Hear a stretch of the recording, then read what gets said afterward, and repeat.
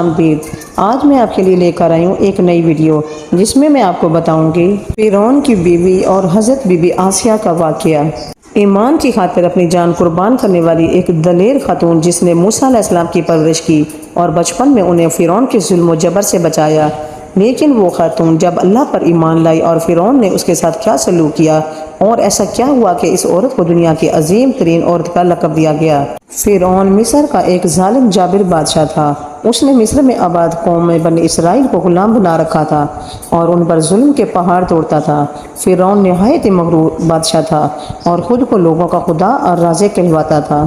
کسی میں اتنی جرأت نہ تھی کہ فرعون کی مخالفت کر سکے، لہٰذا اللہ تبارک و تعالیٰ نے فرعون کے خاتمے کا ارادہ کیا تو بنی اسرائیل میں حضرت موسیٰ علیہ السلام کی پیدائش ہوئی۔